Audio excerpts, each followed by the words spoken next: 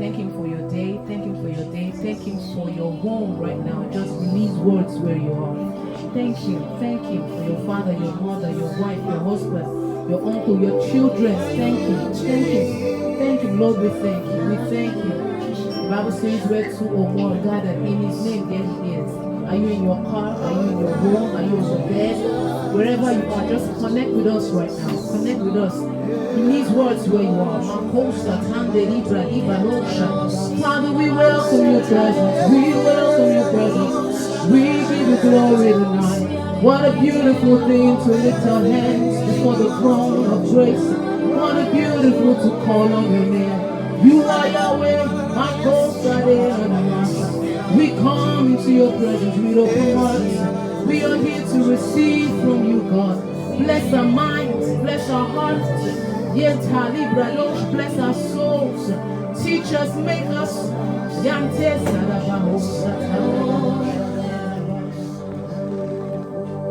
Thank you, Lord. We are content in your presence. Yes, Lord.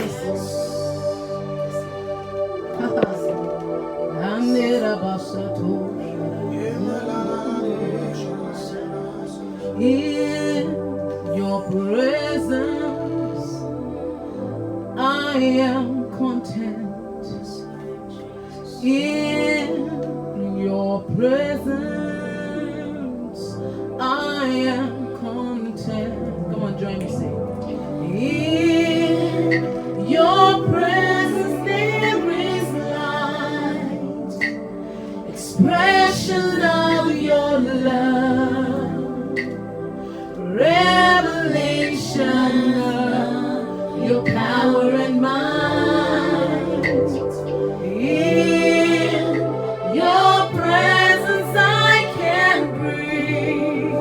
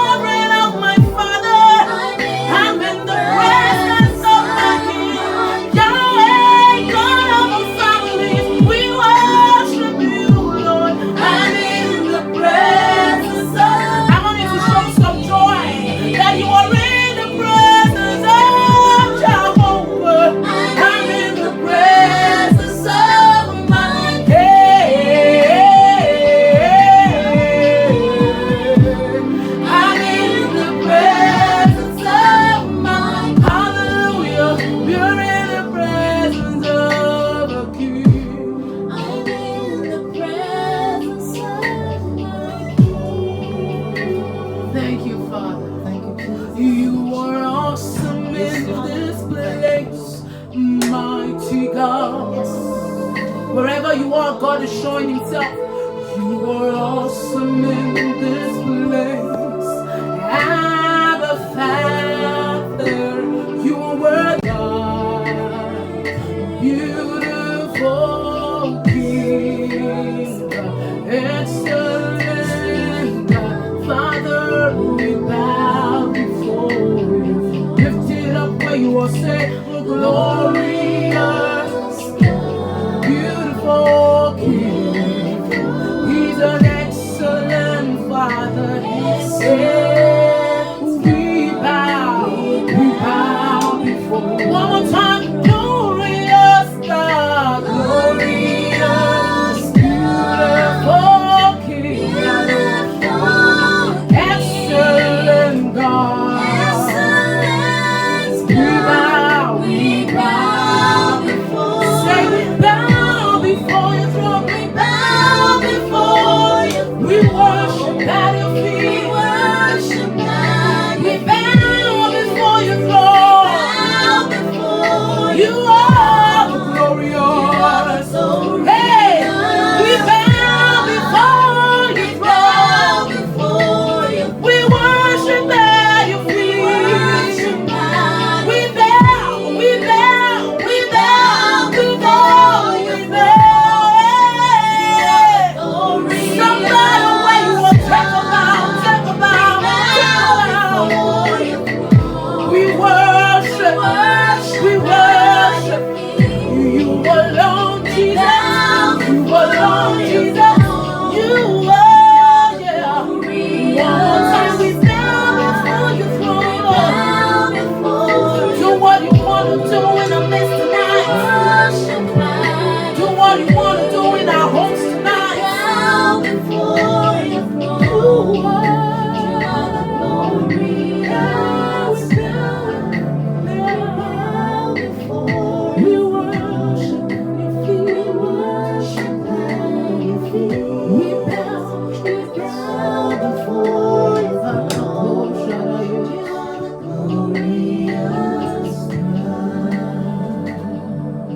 Father, we bow before your throne. We acknowledge your presence in this place today. We magnify you above everything else in our lives, in our homes, in our families.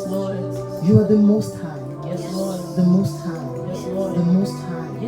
Nothing is higher than you. You are higher than the mountains, higher than the issues, higher than the challenges, higher than them all. None is like unto you. From everlasting to everlasting, you are God. You are our mighty God, the El Gibor, our God of war. You are victorious in our lives every time. We lift you high. We magnify your name. Our promise fulfiller. I am that I am. Great man of war. We magnify you, Father. We lift you high. We lift you high. We lift you high. We lift you high. We lift you high. None is like you. We acknowledge your presence, Father. We acknowledge your presence. Be exalted, Lord. In Jesus' name we worship. Amen. Can we just celebrate God? Hallelujah! I'm excited. Are you excited to be here this evening? Wow. Tonight is going to be an awesome time in the presence of God. I'm so excited for this evening's meeting. Yahweh, God of families. You know, this is something that has been in the heart of us in this season. I want to welcome all of you for this evening's meeting. Thank you for joining us. I'm so honored. I'm so glad to have you with us this evening. And I want you to know that it's going to be a wonderful time in God's presence.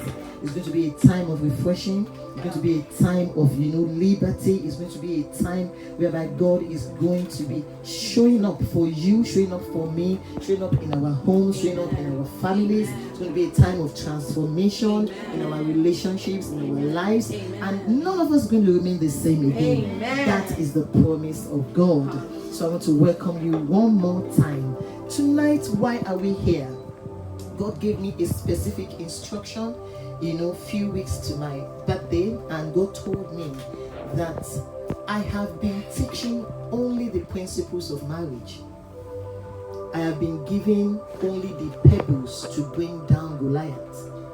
He said that the principles are working because there is a God behind the principles.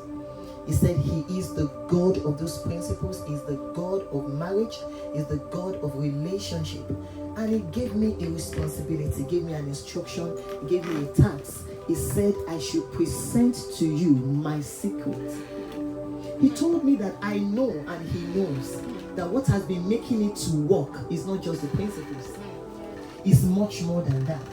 He reminded me of so many aspects of my life, so many aspects of my marriage that has nothing to do with those principles. He is the one that stood at that time and made those things to work. And he said, I should let you know those secrets. Hallelujah. He said, I should expose and reveal those things to you. Because you see, one of the scriptures that has always guided my understanding concerning relationship and marriage is Malachi 2:15b in the Message version. The Bible said, God, not you, created marriage. But that's not where I'm going. He now continued. He said, his spirit permeates the smallest details of marriage. Not your flesh, not your understanding, not my own understanding. Spirit. The spirit. What permeates the smallest details of marriage is his spirit. He now said, protect the spirit of marriage in you. Hallelujah. Now that tells me that marriage is actually a spiritual thing. It is a spirit. It only finds some, not even all, some of its expressions in the flesh. So we have put a lot of emphasis on the flesh, the principle, the soulish parts of marriage. And have you observed that quite a number of times we are still not having results? And it has bothered me for a long time.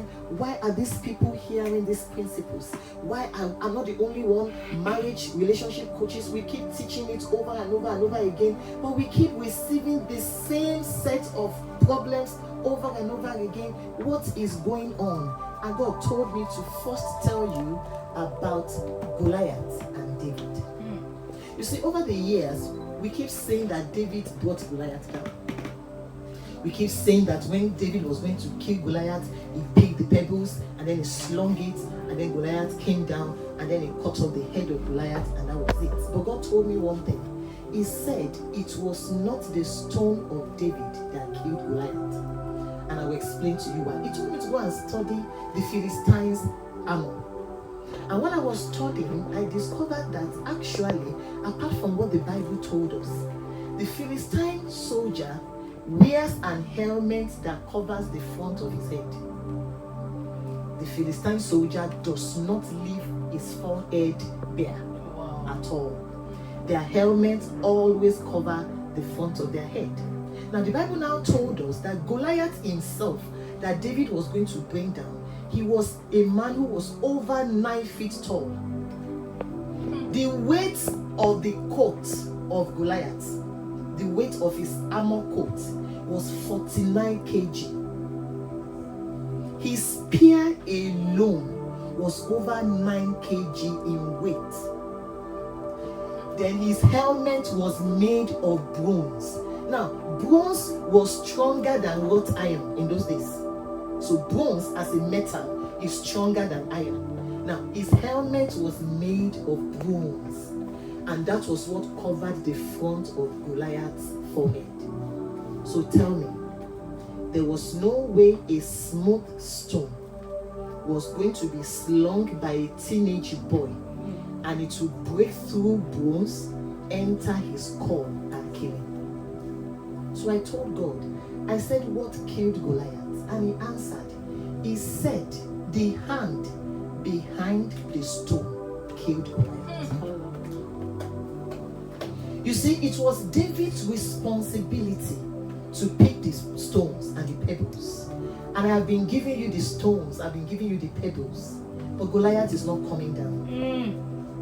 And he told me it is because I have not shown you the hand behind the stones. Because there's a hand that went behind that stone, that followed that stone, that made the stone to break open the bronze helmet of a giant and pushed it into the skull of Goliath. And that's why we are here tonight. We are here tonight to introduce the two wings of relationship. You see, it takes two wings to fly.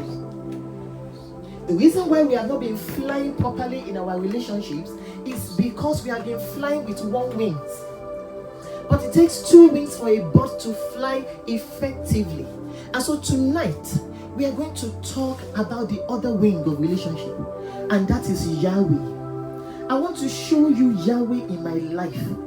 I want to show you Yahweh in my circumstances and situations. I'm going to tell you some stories that followed my life till this point. And we're going to bring those things out of it. Are you following me tonight? Because the Bible says that we overcame him by two things: the blood of the Lamb and the word of our testimony. So when we share the testimony of the things that God has done, it releases and replicates that power in the lives of the hearer, because he is the same God who is rich unto all who calls upon him. And the reason why we are introducing worship tonight, I need you to understand so that when the worship starts, you will be able to flow, is because we need to create an atmosphere of much more. You see, what worship does is to make God to do more than you asked for.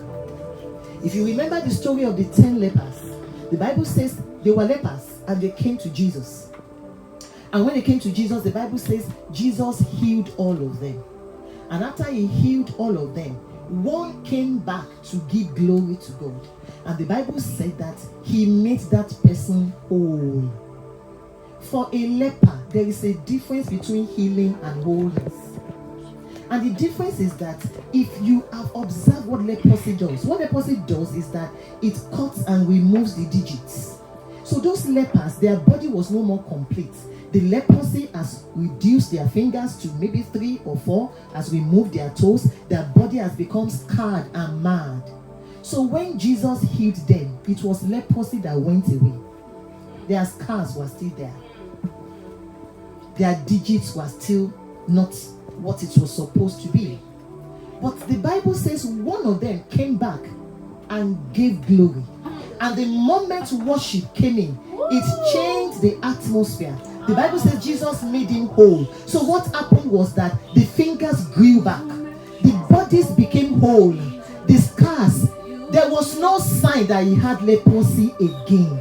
That is what worship does. That's why the Bible says that with the high praises of God in our mouth, we will bind their kings with fetters of iron. So tonight, what we have come to do is to introduce a double-barrel attack against the presence, the influence, and the activities of the enemy in your life, in your relationship, in your marriage, in your home. We are here to tell the devil to get out.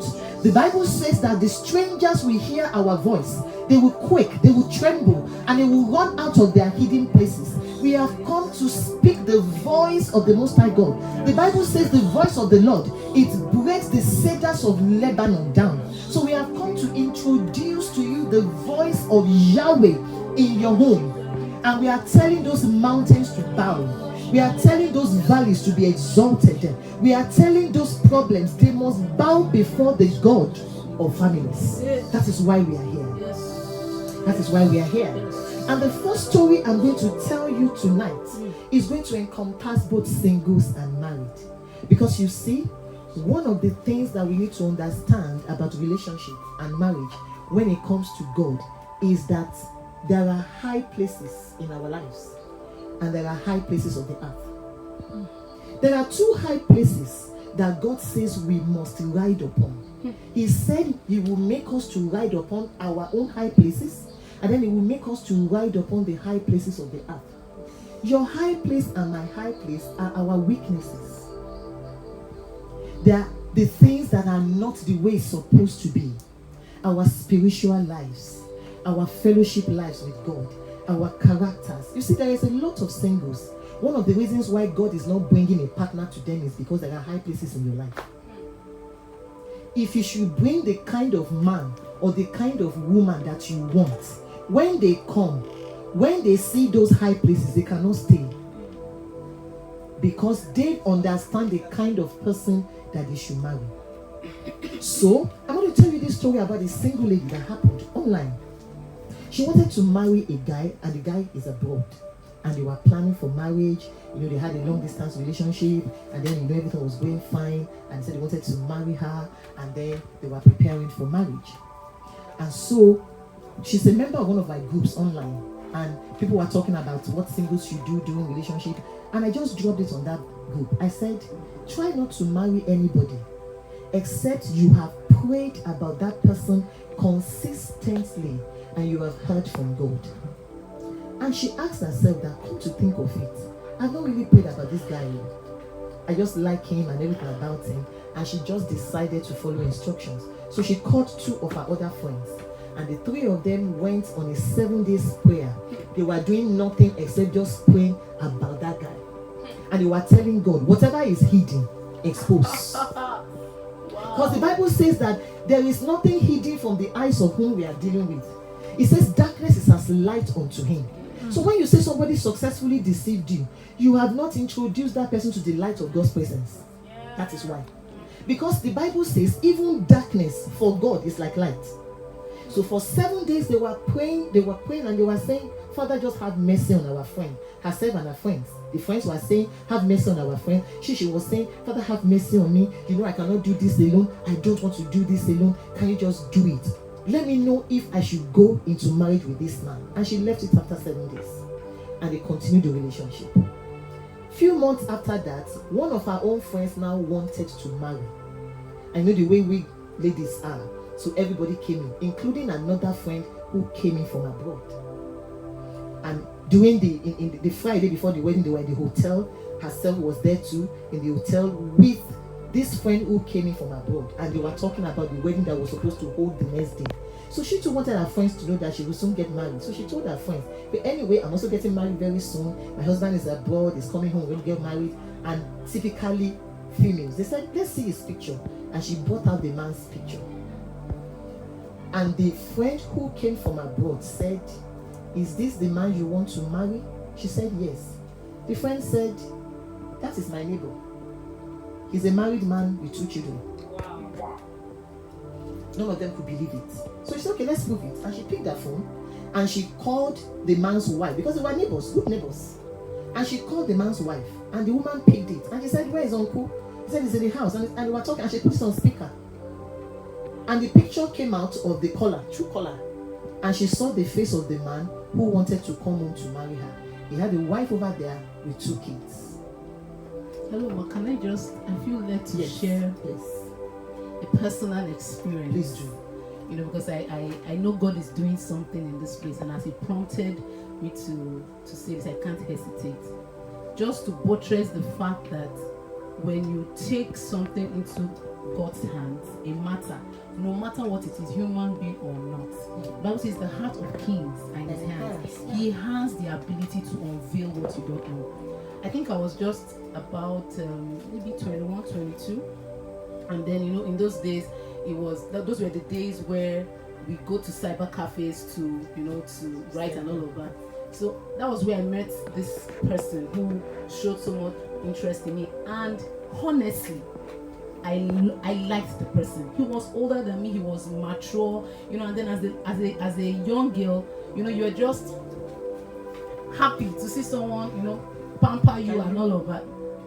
So, but then I had this culture of always bringing everything before God, and I would just say, Lord, you know, help me. So I prayed consistently on this particular person. Lord, I want to. In fact, at that time, I realized, I think that was the season where God was trying to let me know that, girl, there are people that are going to be coming right now, because he was not the only one. There were so many other, like 3 other guys around. And when I prayed, I fasted, and then one day I had, it was a dream that I never had before. And it was like a dog was pursuing me. Wow. A dog was just chasing me. You know, it was like he wanted to catch me at all costs. At all costs. I was trying to climb, you know, so I woke up and I was like, what is this? You know? And the Holy Spirit now said, talk to your auntie about it, my aunt. So I called, told Auntie Pat about it. And the first thing she just said, oh, the spirit of a dog is not a good sign. Forgot to mention, I said, okay, so what's it about the spirit of a dog? I said, but you don't know that dogs, that's how they go around, just, petching and like, so, and that was, when she said that, Your mind went there. my mind just went. I said, I think I know what God is trying to tell me here, and that was it, that was how I got saved from being emotionally entangled to, one human being I felt was, heaven and earth. So I just felt that I had to. Please, I hope we are listening. This is the purpose of tonight's meeting. Because you need to understand that, like she did, you have to introduce God into your relationship. It's non-negotiable.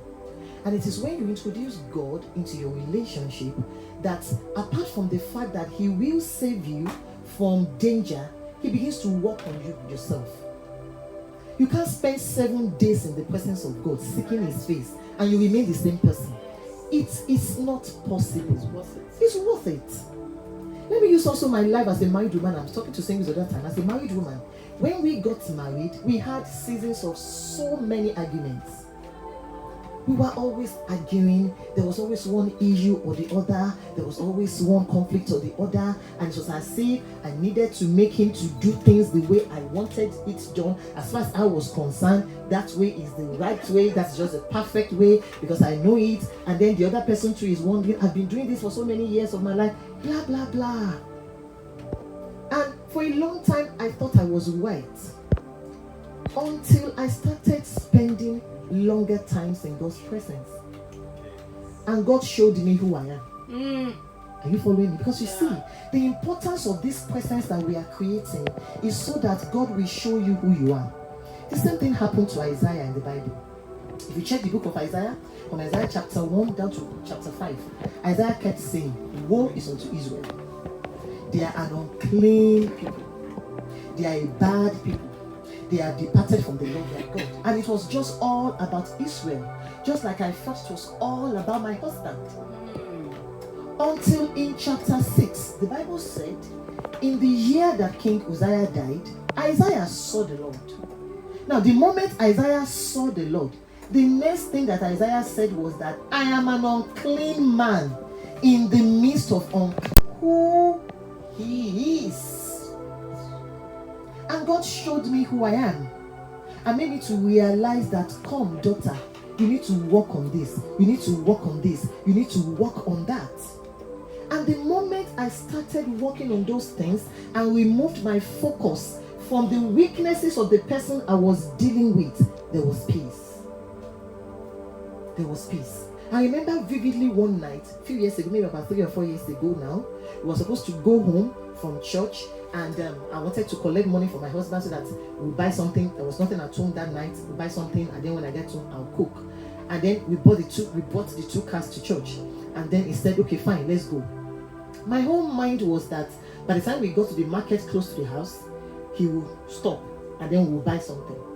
And then we were going, only for us to get to the market, and he kept on going.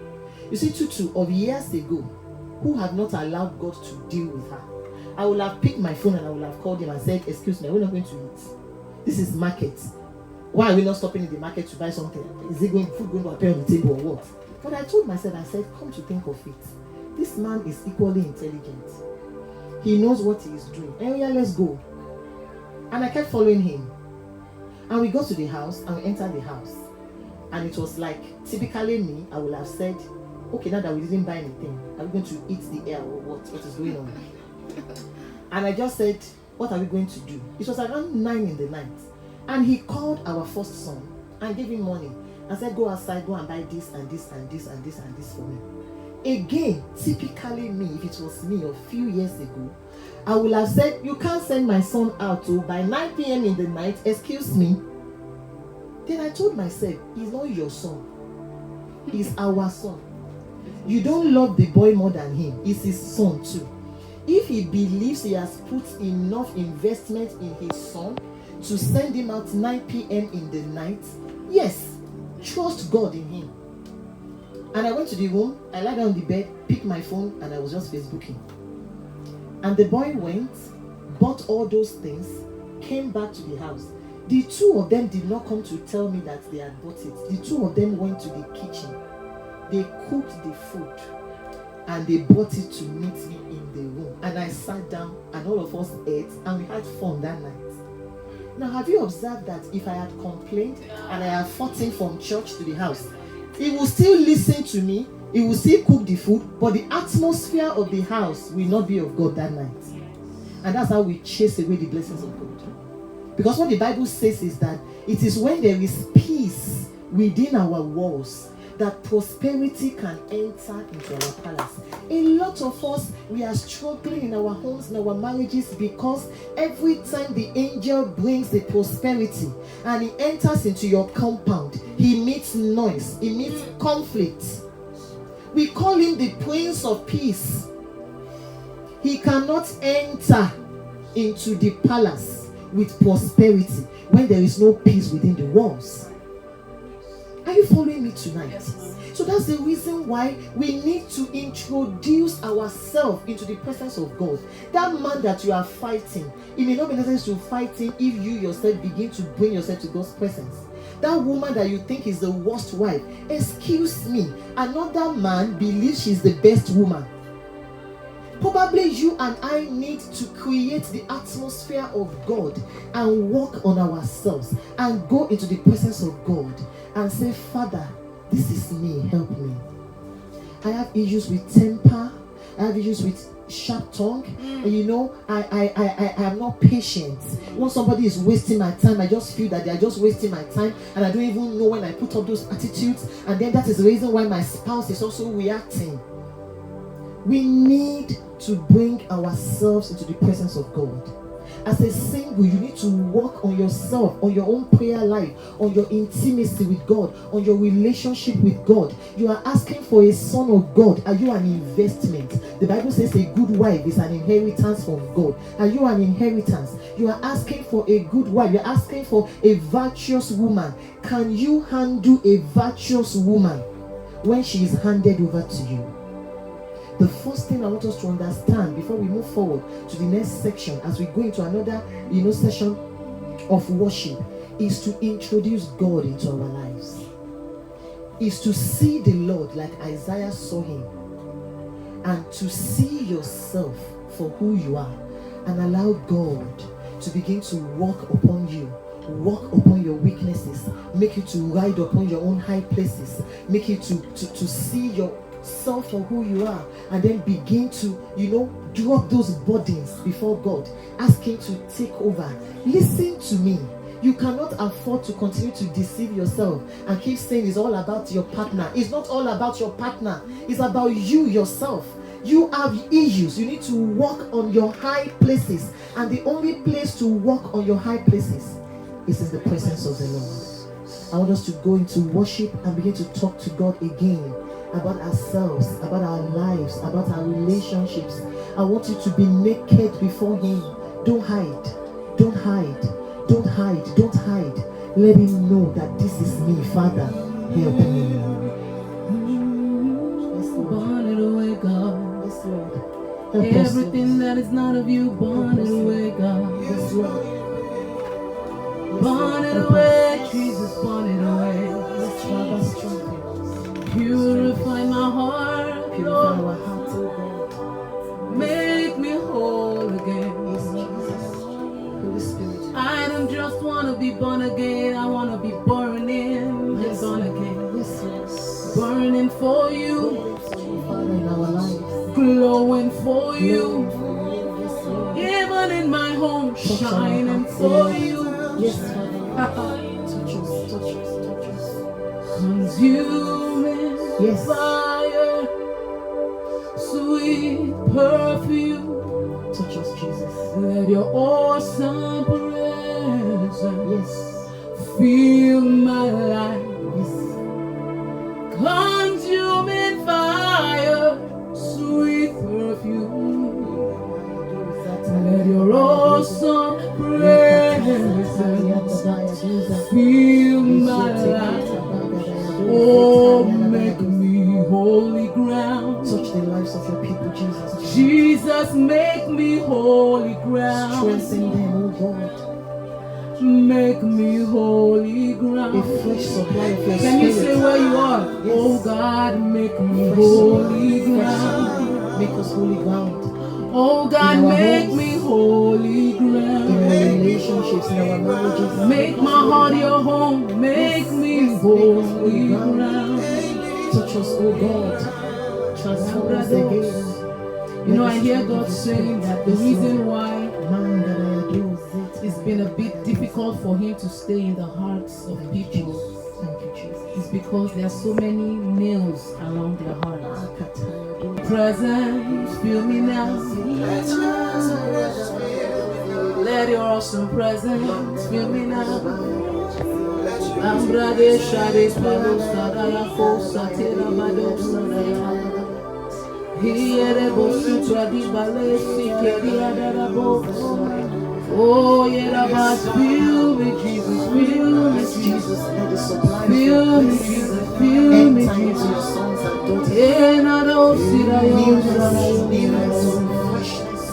Fill me Lord, fill me Lord. So God, Fill me, Lord, fill me, Lord. Invade my time, renewed mind, invade my heart. renewed mind. Oh, Yadaba,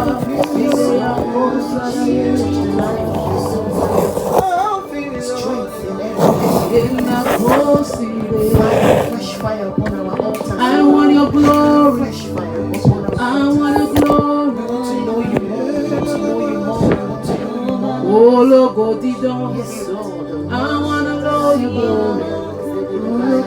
Oh, Logo Mimo, I want to know your glory. Just ask for a fresh Oh, freshness of Logo God. Julo.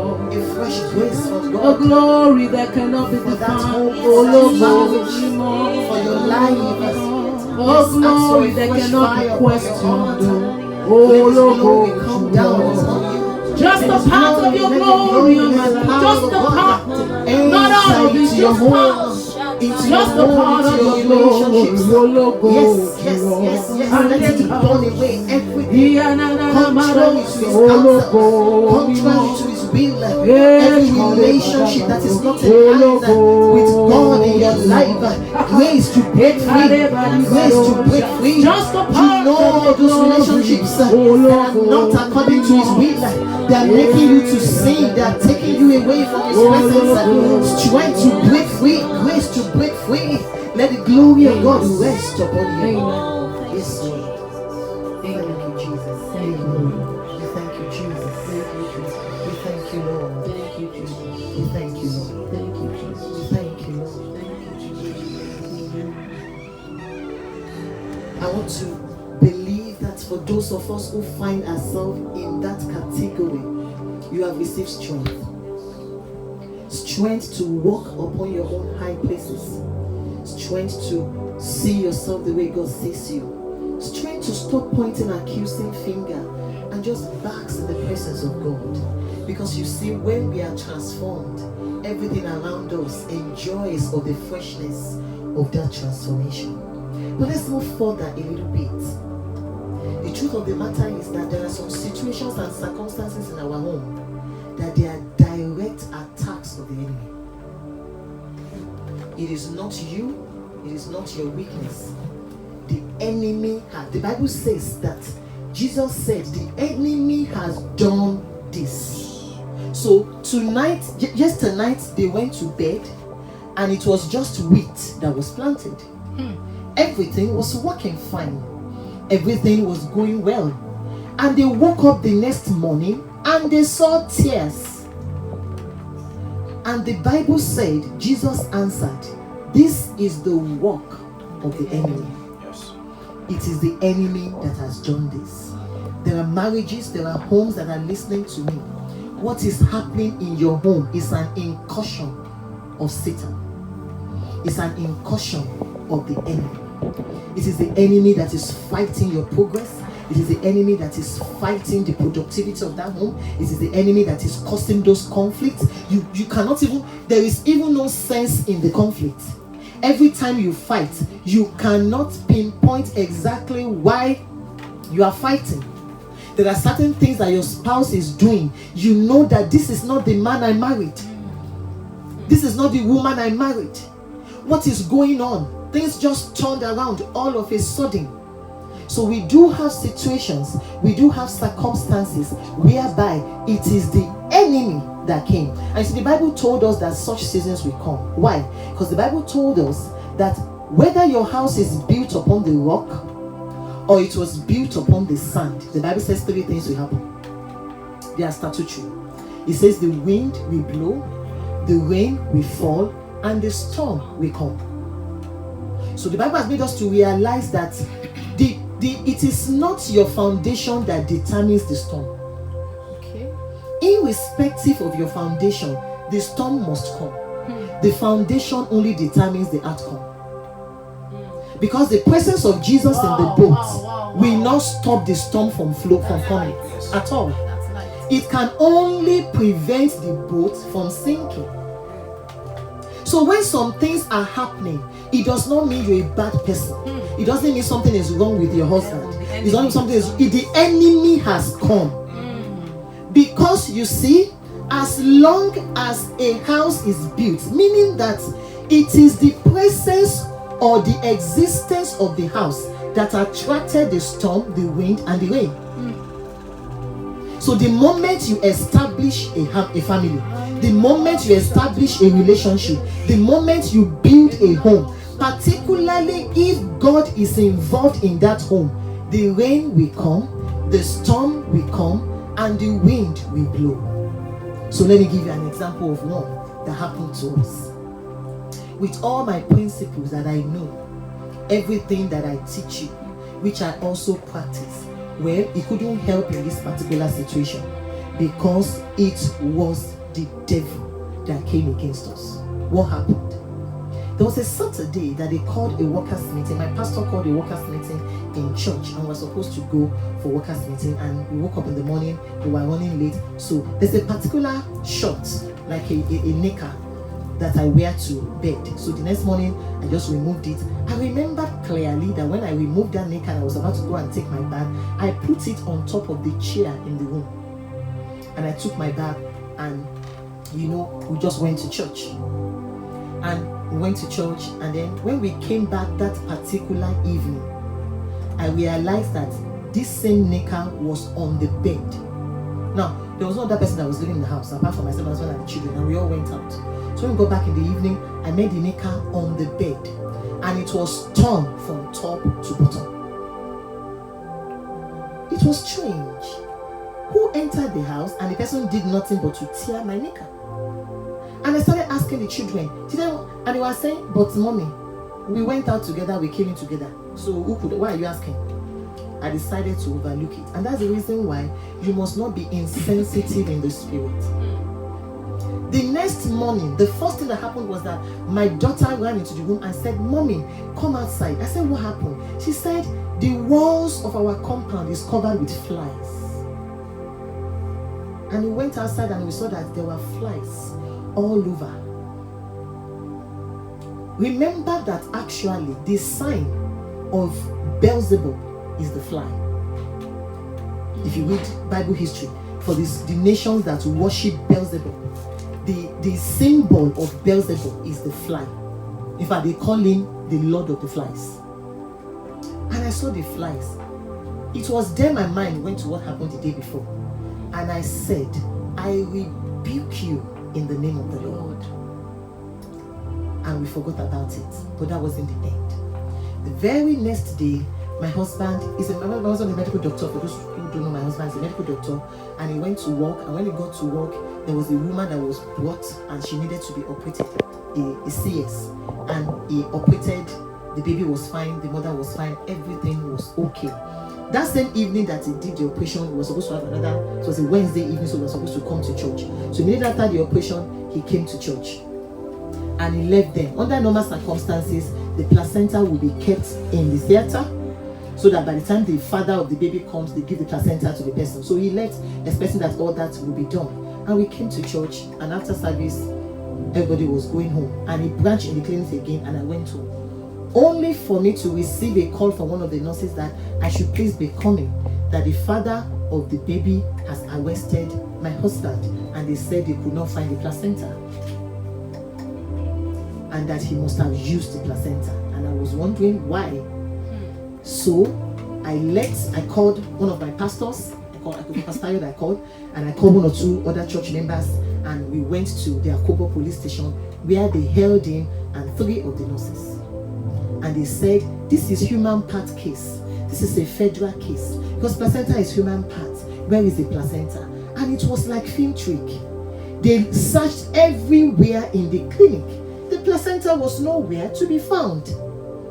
They asked the cleaner, who normally would have cleaned the theater and everything, did you see placenta? This lady vowed before God that she did not see any placenta. So who took placenta? We didn't know. And they said nothing can be done. This is a human part case. The next morning they are taking him to Elewe, and it's going to be turned into a federal issue.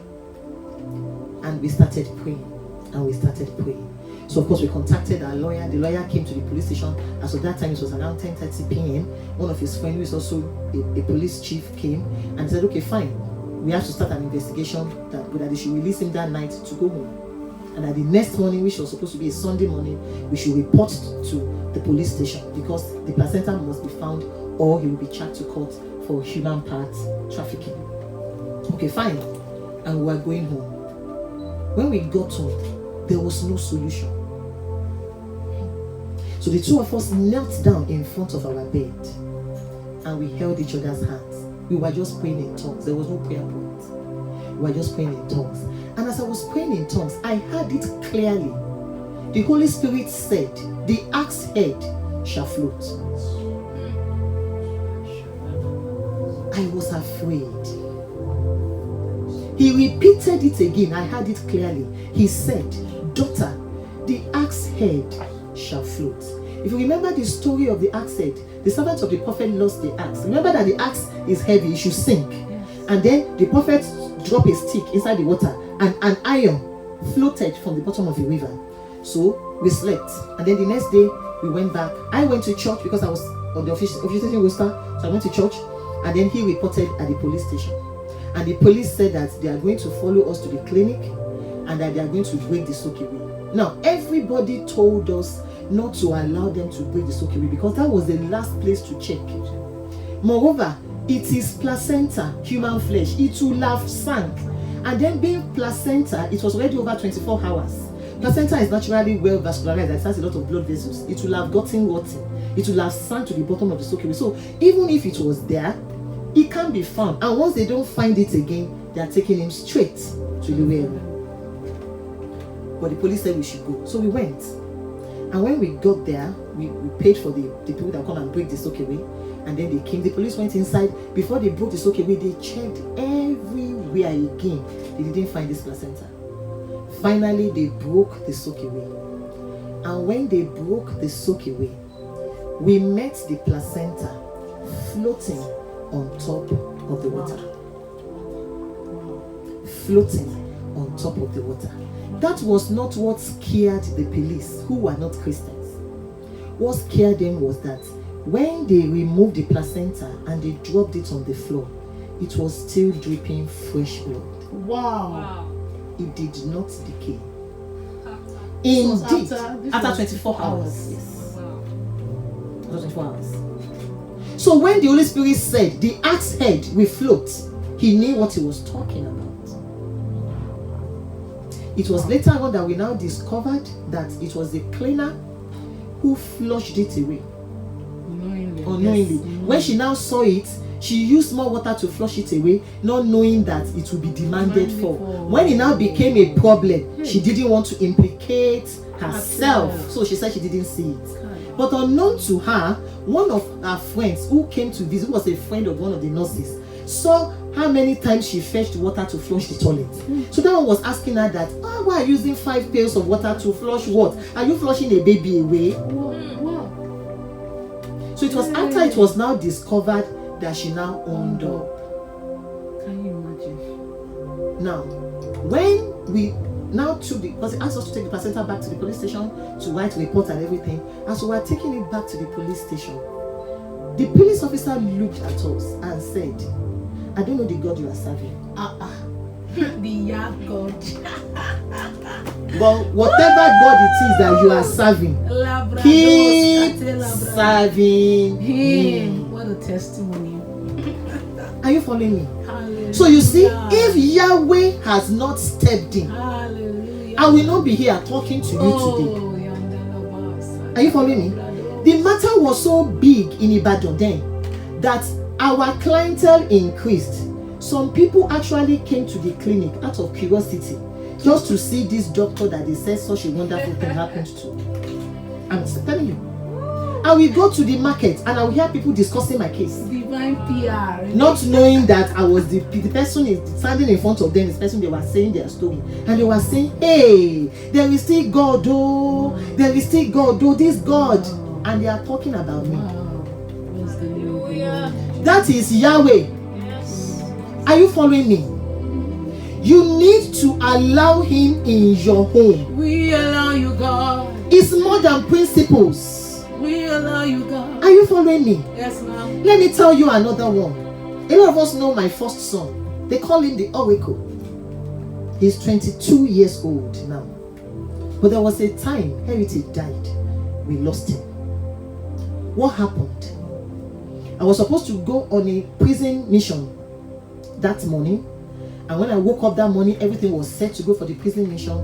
And the Holy Spirit told me, don't go.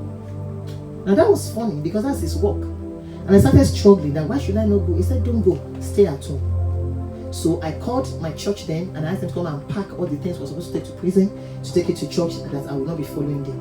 And I stayed at home. And my son woke up in the morning and he came to the room and said, Mommy, I had a dream overnight. And I said, which dream was that? He said, oh, that I saw a woman enter my room. She was completely covered in black. And she took a black cloth and covered me up. And I said, is that so? He said, yes. He said, okay, don't worry. It was around, I think it must have been around 10, 11 then. He said, I said, okay, don't worry, you are fine. And I asked him to go to his room. Within 10 minutes, he started running temperature. It was a strong temperature. So I'm a doctor's wife. I gave him paracetamol. I gave him tepid bath so the temperature calmed down. Then I told myself again, I said, why will I not go for mission? I am going. So I took him to my neighbor's house. That I called the woman. I said, please, I want to drop heritage with you, but it's running temperature. Just let me take care of him. I'll soon go and come back. And I put him on the couch of my neighbor's house. As I was coming out to go to enter my car and go to church, that was how I left and I came back inside the house. As I was about to dress and go again, the Holy Spirit said, you this daughter. I said, stay at home. At that point, I decided I wasn't going to go, but I left him in my neighbor's house. Now, my neighbor too was an elderly woman. She wanted to go to the market. So she left him on the couch. She has other children who are also grown up, in fact older than him. And she told them that, watch Heritage, I'm going to the market. As the woman got to the door of her house, that was how this friend came. And this friend delayed my neighbor and started all sorts of relevant, irrelevant ejo. She did not even know that my neighbor was praying that she should just shut up and let us go in time. But she just delayed her, standing in front of the door of her house, and delayed her there. Unknown to myself and my neighbor, the boy that was put on the couch has stopped breathing. And it was now this friend of the neighbor that said, who owns that person on your couch? And my neighbor said, it is my neighbor's son. And the friend said, you are in trouble. Because the boy on the couch was gone. So by the time my neighbor looked back, he saw him. There was only white. Only the white of his eyes was on. His tongue was out and he was not breathing. It was her own noise that alerted me, and I ran and I picked him, and the two of us ran into the car. But of course, I'm a doctor's wife. Within 5 to 10 minutes, by the time I looked at this boy I was carrying, I saw that he had no more pulse. But I kept praying, and I was telling God, have mercy on me. Save my son. Do whatever it takes. You said the first child that opens a woman's womb belongs unto the Lord. I have given this boy to you. That is why we called him Heritage. I did not even know that people by the roadside were looking at us because I was praying out. So through the car, the voice of the tongues was going out, and we ran to UCH. When we got to UCH, my husband was not in UCH, he was in another hospital, but his friend was there. When my husband's friend carried Heritage, I noticed the hesitation in him because he knew that the boy he carried was gone, meaning that there was no more oxygen. And medically, by the time you deny the brain of oxygen for a few minutes, the brain will die. Even if the person comes back, the person will come back a vegetable. So by the time he asked me that, when did you notice him stop breathing? I said that's over 15 minutes ago. He said, But he still took the boy from me. But I saw that he was reluctant to try and resuscitate him. And then they started this resuscitation. And they started, and they couldn't bring him back. And I kept praying. And I said, Father, help me. Help me. Help me. And after another 15 minutes of them struggling with him, he took a first breath. But for you to know that science is a fact, science may not be the truth, but science is fact. When finally he came to himself, he could not talk. He could not speak. My husband's friend, who is a family friend, asked him, Heritage, who am I? He didn't recognize him. The same man he calls Uncle Bay, Uncle Bay. So my husband's friend looked at me and said, take him to my office. And we took him to his office and he put him on the couch and said, let him sleep. And he slept for about 2 hours. The moment he woke up again, he looked around and he said, Mommy, this is Dr. Bay's office. And that is how he came back to normal. Now, you see, the real testimony is that even though his brain was denied of oxygen for about 30 minutes, the boy I am talking about is one of the smartest person you can see. That's why they call him the Oracle.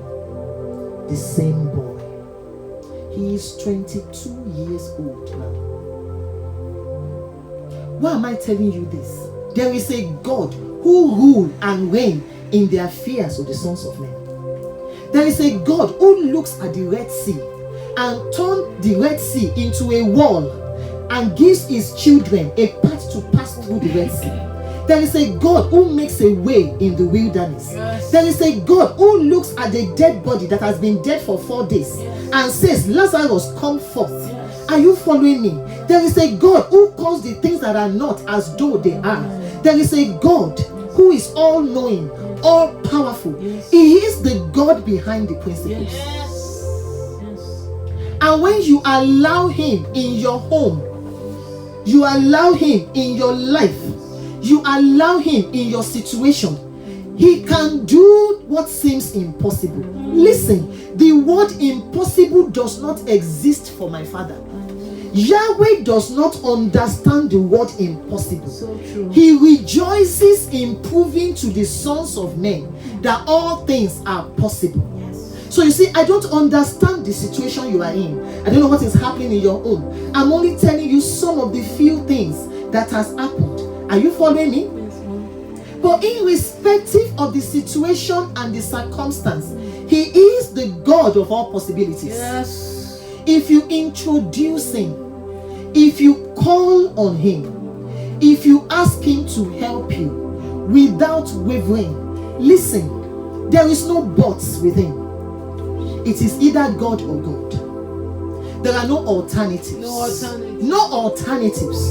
If you approach him and introduce him into that situation, I don't know whether it is your child that is sick, I don't know whether it's your husband that has been looking for a job for the past 10 years and they keep rejecting him, I don't know whether you are looking unto God for the fruit of the womb, I don't know whether it is a sickness in your own body. The woman talking to you, I have once had cancer. Yes, this woman talking to you, I had once had cancer, and the devil brought that cancer in a place that it is very, very strategic.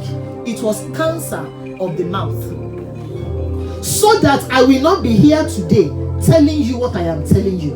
That was about 12 years ago. But when it was diagnosed and I knew what it was, God gave me a word. What is that word? It says that if the spirit that raised Christ up from the dead dwells in my mortal body, that same spirit will quicken my mortal body so that death cannot reign in me. That was the word that I was given. And every single day, in those days like this, I was a minister then, to the same way I am now. I will be in church, I'll be preaching on the altar, and my mouth will be filled with blood, and I will be swallowing blood, because there is no way I will be spitting on the altar. It was the growth in my mouth that was bleeding, and then I will be teaching, I will be counseling, and the person I am talking to does not know that I am swallowing blood. But every time I will look at myself in the mirror and I will say, the quickening spirit dwells in my mortal body, and because it dwells in my mortal body, death cannot stay in me. Amen. And because cancer represents death, I will say, I command you, get out of this body. And I did it every day, day and night, for 3 solid months. Wow. And after 3 months, you see, that's one thing about the word of God. The Bible says the word of God is a hammer. It breaks the rocks into pieces. So you see, when you call me a table breaker, you don't understand why they call me a table breaker. The Bible says that the enemy, he lifted up certain horns to fight against Judah, so that nobody will lift up their head in Judah. But the Bible says God lifted 4 carpenters so that they will break down those horns. The hammer that we use to break tables is not a human hammer. The Bible says the word of the Lord is a fire. It consumes. It is a hammer. It breaks the rocks into pieces. So when you see me breaking tables, I am not breaking tables by my own might or by my own power or by my own wisdom or by my own understanding. I am breaking those tables by the hammer of the word of God, because the hammer breaks the rocks into pieces. So the amazing thing about the case of that cancer was that there was a growth in my mouth that was as thick as the tip of my finger, and I was bleeding for 3 months. And after 3 months, I slept one night and I woke up the next morning. As usual, I would have woken up to the taste of blood. I just realized there was no blood in my mouth, and I went to the mirror and I looked at my lips. There was no trace that there was a growth there. Thank you, Jesus. Remember, it was already a sore that was bleeding. So even if it was healing, we will start seeing the scar of healing there. There was absolutely nothing there. Absolutely nothing. It vanished into thin air. That is the God I have brought to you. The Bible says, of the things we have handled, of the things we have seen, of the things we have experienced, of the word of life, I am not talking to you theory. I am showing you my secret. I am showing you the God who works in my home, who works in my life. I am telling you, allow him into your own marriage. He will do it. I want us to go before the Lord again and just worship him and create an atmosphere. I allow you, God. Yes. I know. Yes. He's coming into your home. Yes. Thank you, Jesus. Oh, after generation. Yes. Thank you. Thank you. Thank you. Thank you. Keep praising you. Keep praising you. Know what songs you are. And I asked the Lord, what name fits you? And he said, yeah. He says, yeah. Thank you, Jesus. And the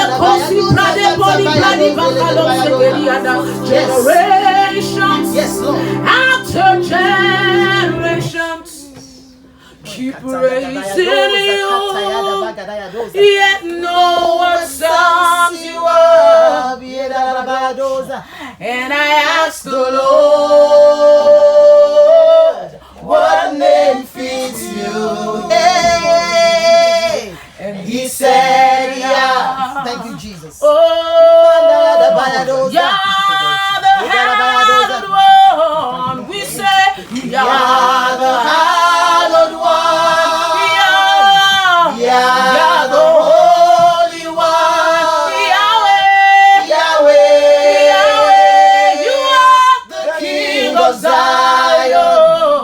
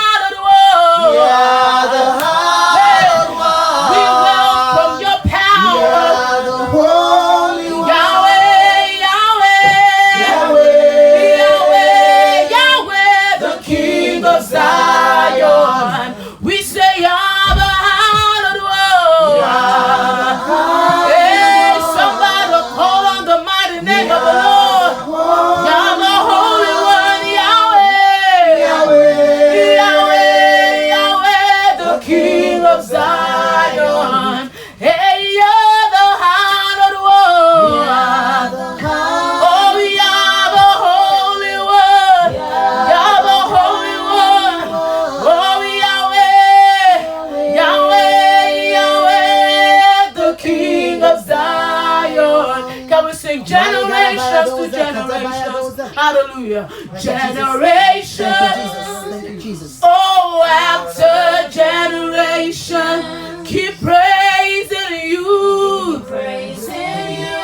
Yet no word sums you up. And I ask the Lord, what name fits you? And he said,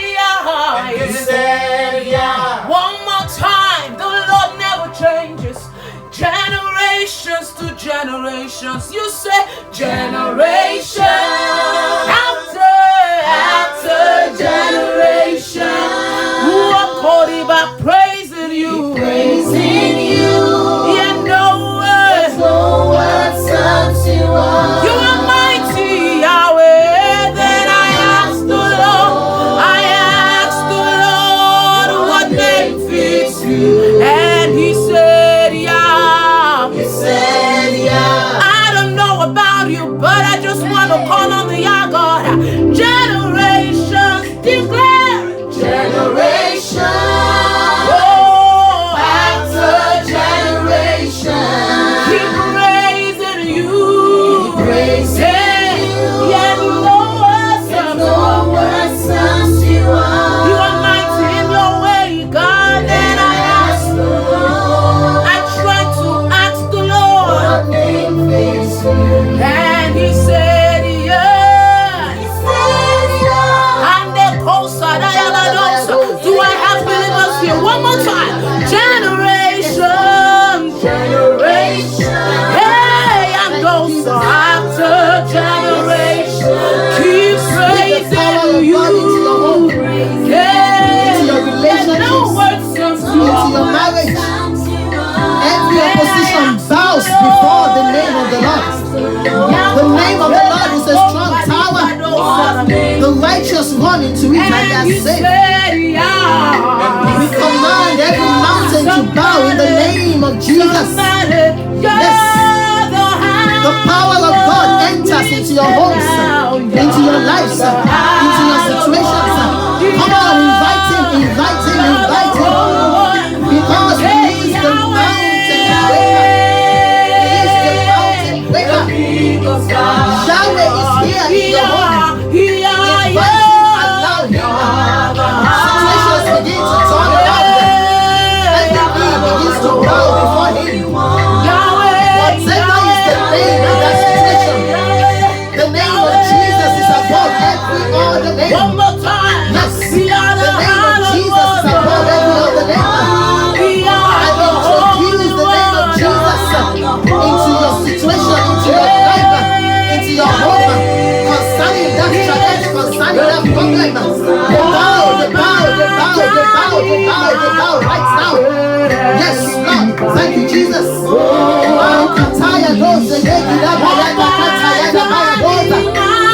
your faith with mine this night. Join your faith with me this night. And begin to speak to the mountains. Begin to speak to those challenges. Every long-standing problem, we say no more. Thus far have you gone. Thus far have you gone. I command every stranger in the homes that are hearing me, every stranger in the lives that is hearing me, hear the word of the Lord. I command you to come out in the name of Jesus Christ. Yes, we speak victory. We speak triumph to every situation, every challenge. In the name of Jesus. Man, you never forget us. You never fail. You never fail. You never fail. You never fail. Yes, Father, we thank you, Jesus. We never forget. You never forget us. Do it again, oh God. Oh, we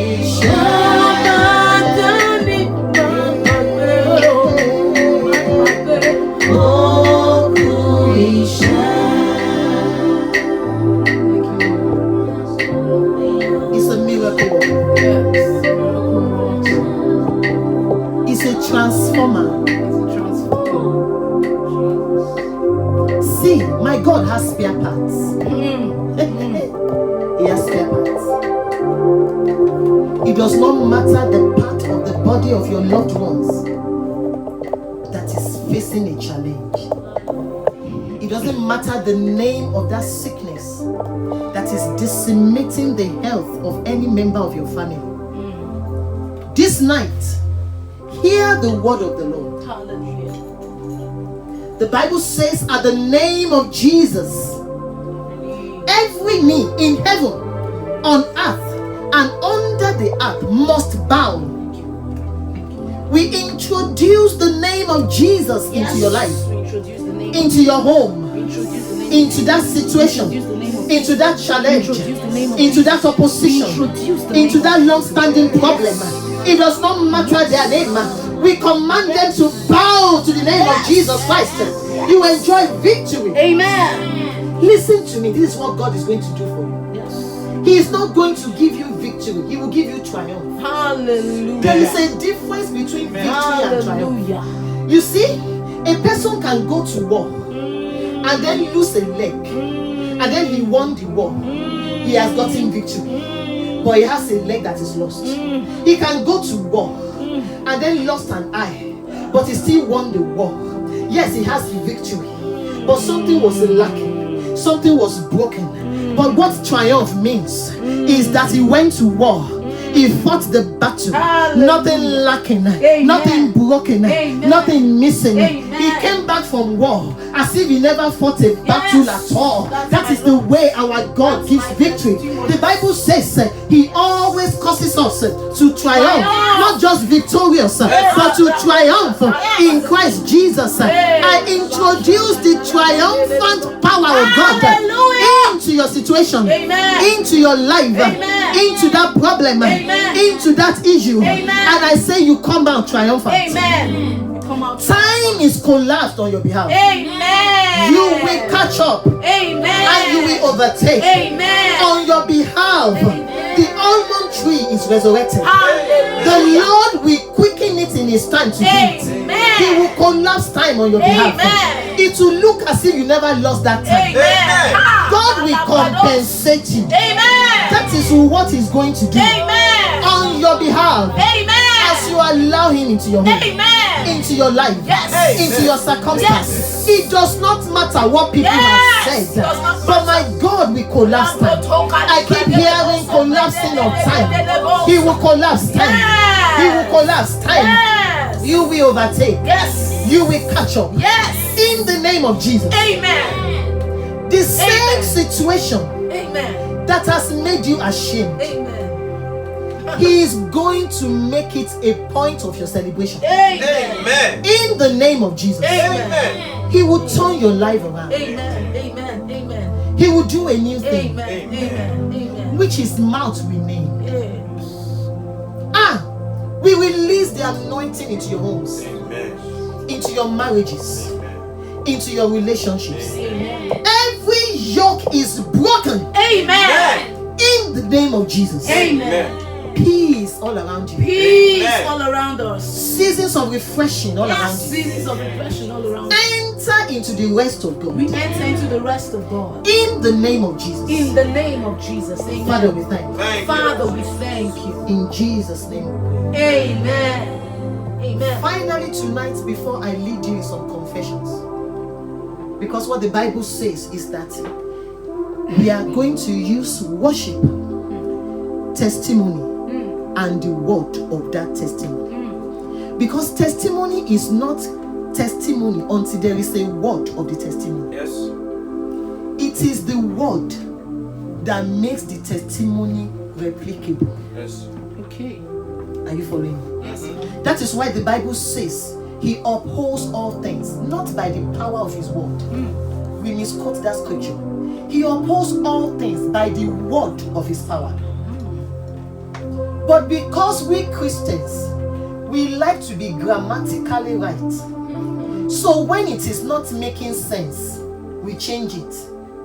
Our lives are not supposed to make sense. They make spirit.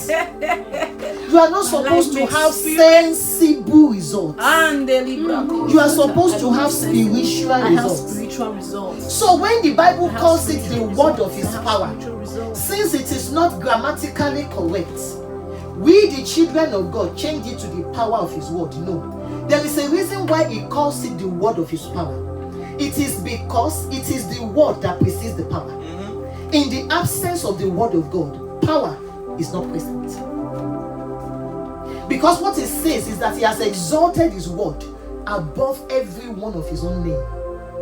Like I tell people, the reason why the name of Jesus is so powerful, God knows what he's doing, is because Jesus is the word made flesh. Hallelujah. He is the word made flesh. He is the totality of the word of God. So when you call the name of Jesus, the conglomeration of the word of God comes into play.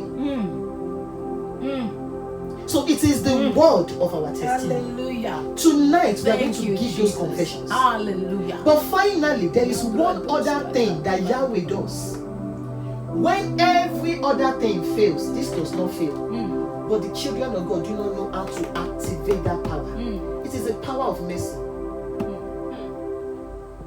Because the mercy of God, there's nothing good or moral about the mercy of God. The mercy of God is the power of God that does whatever needs to be done to make sure that what you desire is achieved. Please say that again. The mercy of God is the power of God Okay. that makes sure that whatever needs to be done is done for what you desire to come to pass. It is the mercy of God that breaks rules, that disregards protocols, that breaks laws. That was why in that psalm, we like saying it, for the mercy endures forever. But if you read that psalm, you will see the terrible things that God was doing there. The Bible says he killed the kings of Bashan because of his mercy. He destroyed their land. It was mercy that was destroying it. Firstborn. He destroyed their firstborn. It was mercy that was doing it. Wow. There is nothing moral about mercy.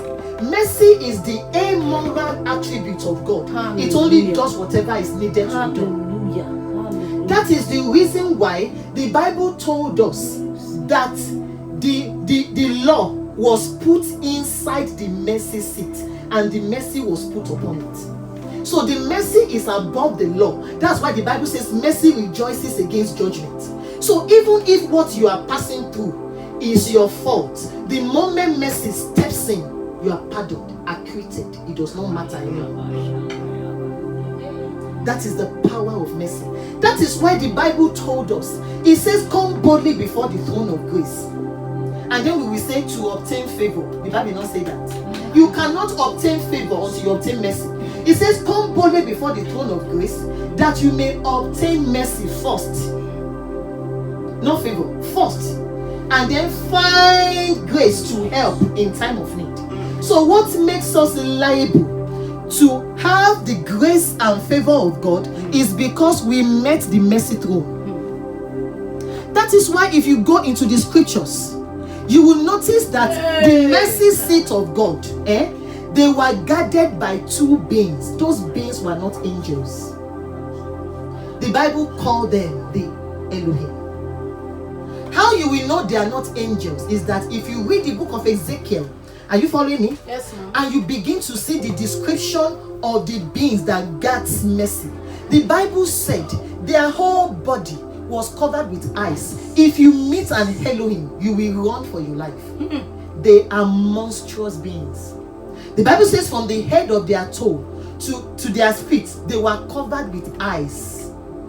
They don't have legs. The Bible says it is wheels that is in their legs. And the Bible says those wheels, they only go to where the Spirit of God goes.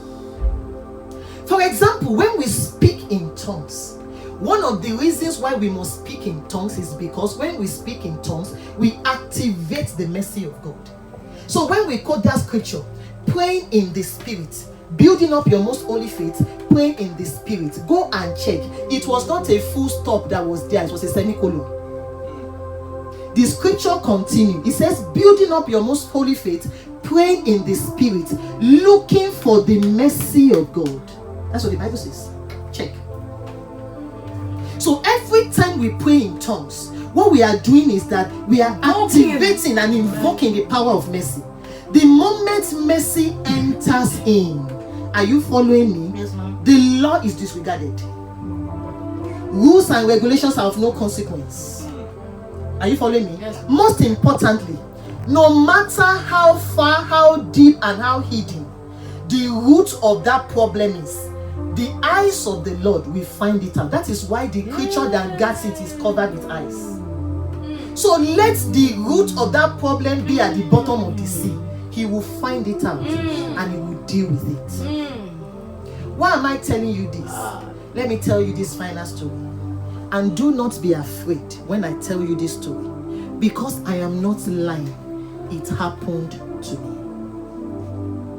There was a time myself and my husband wanted to go and visit a minister friend of ours, and we left our house and we went to visit him. And when we got to his house, we spent some time with him. We enjoyed their presence. And when it was around 6:30, 7 in the night, we wanted to start going back home. And all of a sudden, we did not find the keys to our car anymore. But of course, we assumed that we must have dropped it somewhere in the house. So myself, my husband, and this couple, two of them are ministers, powerful ministers of God. And all of us started looking and looking and looking for the key to the house. And there was no key in the house. The key to the car was nowhere. We looked so much, we turned the settee of the sitting room upside down. We looked for the key so much, we took torchlight to their compound and started looking for key inside compound. We didn't find the key to the car. And I was angry. And I knew I kept asking the Holy Spirit, where is the key to this car? And he did not answer. Unknown to me, the wife of that pastor, she's a prophetess. That's her office. Unknown to me, she was equally asking the Holy Spirit that, how can something get lost in my house and you cannot tell me? God did not answer her. So when it was around 9 p.m. in the night, the husband said he will take us home. So we entered the car and he took us home. Now, before I now tell you what happened, because their house was like a family to us, we are really close family friends. So when my husband entered the house, he removed his shoe, but did not remove his socks. He didn't remove his socks, but he removed his shoe. So when we were going, he wore the shoe back. When we now got to, and we sat down in the sitting room, thinking of, okay, how are we not even going to go and remove the car? He wanted to remove his socks, and as he removed his socks, we found the car key inside the socks, at the base of his foot. Yes. Key. Yes. It was not just a key. It was a key with a holder. Wow. It was the key of a Camry. So you know how big Camry keys are. And it has a holder, a key holder attached to it. And he met it inside his socks. Now these are the questions. Even number one, who pulled his socks to put key there? And he didn't know when the person was pulling his socks to put key. We didn't know. Not only that, how can somebody be stepping all around with a key and a key holder inside his socks at the base, and he will not know that I'm stepping on something? Nothing. And he brought out the key from inside the socks. And the two of us were overwhelmed. Mesmerized. So I went into the room and I laid on my bed. Yes. And I said, Father, I must know what is happening. What is going on? And God told me. He said, if you have driven that car tonight, both of you will not survive. He said, and I know you, that if I had told you to leave your car in your friend's house and take public transport to you will not agree. As he said, the only thing I could have used to save you was to show you mercy. Are you following me? It was then I now remember that 2 days before that time, I slept and I had a dream. And in that dream, I saw my 3 children. They were still young then. And they were walking around the streets begging for bread. I woke up and I said, the Bible says, I have been young. Now I am old. I have never seen the righteous forsaken or their seed beg for bread. I said, no, it shall not be. But I hope you know that if God's mercy has not saved us and the 2 of us had died, that would have been what would have happened. He showed me. Are you getting me? Thank you, Jesus. Listen, it was the power of the mercy of God that operated in the valley of dry bones. Are you getting me? That is how mercy works. Hallelujah. Because the Bible said those bones, they were dry. They were not only dry, they were very dry. They were not only very dry, they were scattered all over the valley. The valley of dry bones represents a completely impossible situation, far beyond remedy. Man, how do you read the Bible? It's amazing. Wow. Are you following me? Telling you, for example, you see, I tell people, Wow. if we were to turn the valley of dry bones into a film, it would be a horror movie. Because what happened in the valley of dry bones was that the head of General Kule was in the north. The bone of his leg was in the south. The bone of his hand was somewhere in the east. His rib cages were scattered all around. That was how those bones were. And that was the reason why when God asked the prophet and he said, "Son of man, can these bones live?" He had no answer. Because he knew they cannot live. I don't know the problem that you think it is over. It is over. They have finished it. Listen to me. The Son of Man said they cannot live. So he threw the case back into the court of God. He petitioned for mercy. He said, "Thou, O Lord, knows." And when God was going to institute mercy, what did he do? He told him, he said, "Son of man, prophesy." That's why I said tonight we will prophesy. We will confess, because we must activate that power. He said prophesy. And the moment the prophet prophesied, are you following me? The Bible said there was a shaking. What happened? It says bone came unto bone. Meaning that what happened in the valley of dry bones was that bones were running around looking for each other. That's why I say it's a horror movie. They were running around looking for each other. The bone of the tibia, the bone of the arm, the bone of the head, and they ran all over of a whole army, not 10 people, a whole army. And they ran together. And the Bible said they now laid down bone by bone, complete, but they were still bones. Again, God looked at the prophet. He says, "Son of man, prophesy." And the moment the Son of Man prophesied, that is why part of the problem in that home are the things that both of you have been saying. You only say the negative. You only say Nigeria is not working. You only say there's no job. You say there is no food. You say it will not be better. You say you're a bad man. You're a bad woman. That is the reason why mercy cannot work. Because the Bible told us that the testimony of Jesus is the spirit of prophecy. The only time that you are prophesying is the time you are speaking the testimony of Jesus. So he told him, "Son of man, prophesy." And when the prophet prophesied the second time, another horror came to pass. You know why? The Bible said that muxus began to cover them, not skin. So what happened was that there were bones on the floor, and all of a sudden, muxus began to grow on those bones. Blood vessels began to grow through those muxus. Not only that, tongue was popping out of the mouth, eyeballs was popping out of the eyes. And after that, the Bible says he covered them with skin. But what happened now was that it translated them from scattered bones to ordered bones. And then it translated them from ordered bones to dead bodies. Finally, he told the prophet again, "Son of man, prophesy." Hey!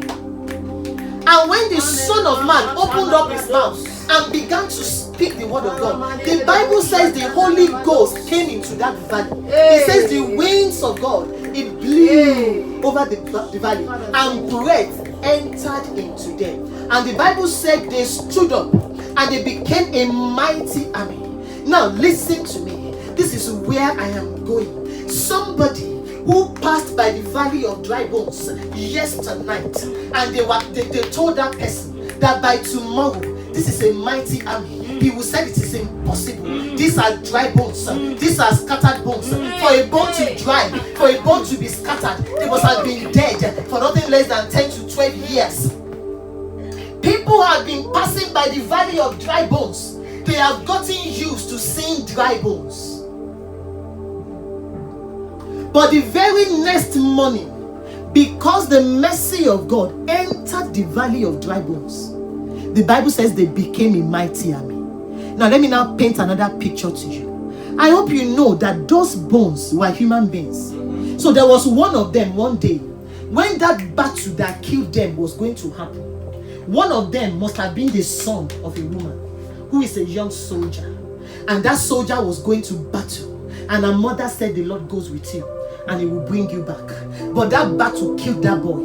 And then they came home and told that mother and said, your son has died in battle. And she thought it was over because her son has died in battle. And she stood at home thinking her son was dead and her son can never come back. And she stood at home 1 year, 2 years, 3 years, seasons, times was passing. She thought it was over. For 10 years, she thought it was over. Until one day again, she sat in front of her house. Because the valley of dry bones has become the valley of the soldiers of the Lord. That boy was one of them who came back. And she looked in front of her house and she saw this young man coming towards her. And she could not believe her eyes. Because it was the son that was lost 10 years ago. That is what God wants to do in your family and in your life. He told me, he said he would do the things that when the ears hear it, ears of men will shout. Are you following me? We're ready, Lord. That is what God wants to do. If you will allow him in your home. He told me, he said I should tell you that he is the one who sets the solitaries in families. He is the God of the ends of the earth, the redeemer of the ends of the earth.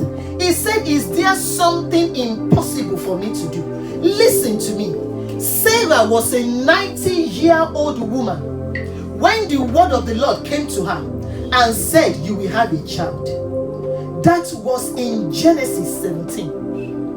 A 90-year-old woman who received the word of the Lord in Genesis chapter 17. By the time it was Genesis chapter 21, a king saw a 19-year-old woman and she has become so young, a king desired her. The word of God transformed, reconfigured her body and turned her from a 90-year-old woman to a 21-year-old Nubian princess. Because the Bible says we understand by faith that the world was framed, configured for his right intent by the word of God. So every time the word of God is coming, like it is coming to you tonight, and you receive it, and you stop focusing on what is happening inside the house, inside your life, whether you're a single or you're married. Listen to me, the singles that are out there, I say it everywhere that I go. Boaz is not God's provision for young single girls. They can key in if they want. But Boaz is the compensation of God for his special daughters. Because he gave Boaz to a woman who thought it was over. She was a widow. As far as she was concerned, the best that she can get again is to marry either a widower or a divorcee. Because our times have gone. If you read church history, we are the ones that think that it was a young lady who married Boaz. According to church history, Ruth was a 42-year-old lady when she met Boaz. She was 42. And a young man who is single, who has never been married, the richest man in the land, the most noble man in the land, decided to marry a widow. Are you following me? Yes, ma'am. Rahab was not just a prostitute. Rahab was a professional consultant. She doesn't stand by the roadside of Shonkinika and say, pick me. No. She operates a company, a prostitute company. The Bible makes us to realize that her house was in the wall of Jericho. Yes. It was the queen of the society that comes to her. That is who Rahab was. The moment she received the red scarlet and allowed God into her life, do you know what? God gave her a man from the tribe of Judah, so that she will not only marry a holy, a righteous man, she married a king. Not only that, she became the great grandmother of the Messiah. There is nothing my God cannot do. He told me to tell you, you are embarrassing him by behaving as if it is not possible. Are you following me?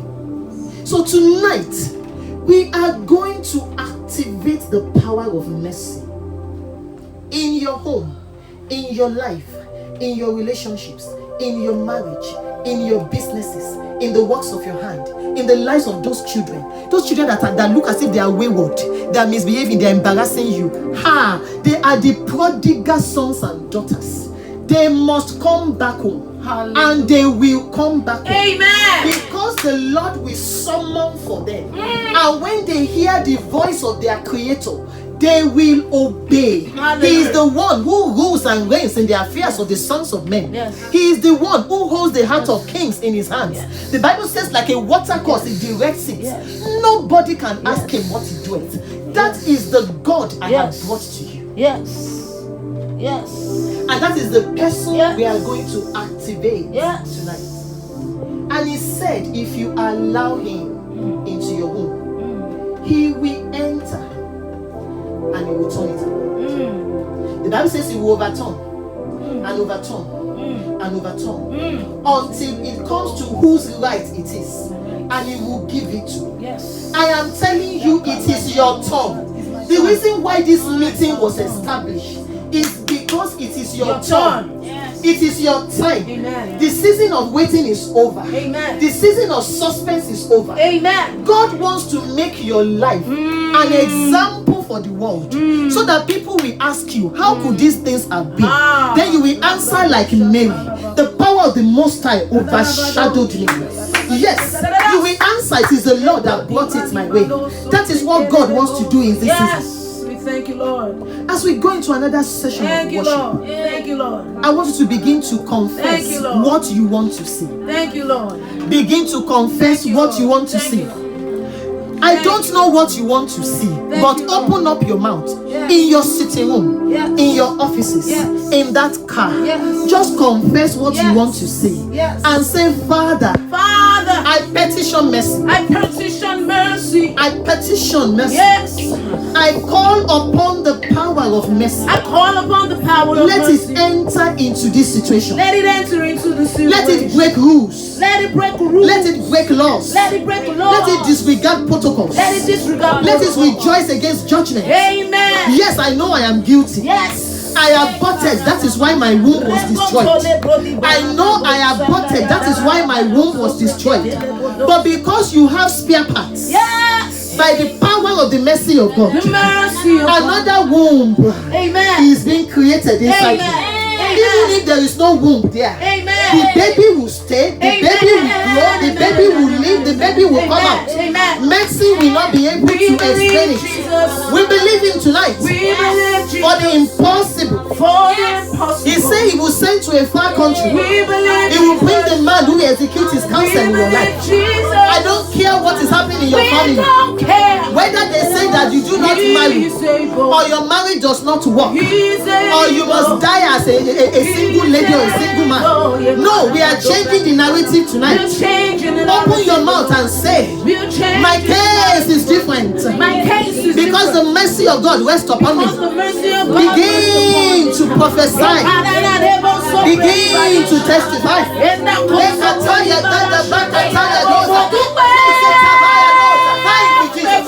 Yes, yes, yes, yes.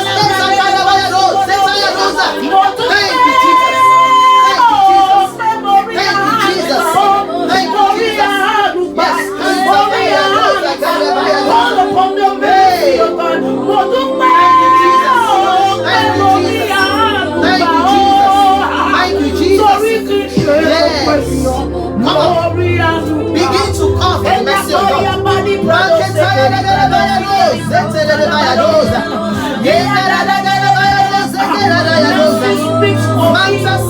Your mercy speaks for us. Call for the mercy Your of mercy God speaks for us. over your Your life, mercy speaks for over us. your body, Your mercy over your home, over your husband, over your wife, over your children, over the work of your hands. Mercy flows. Mercy flows. Mercy flows tonight, today. Mercy flows.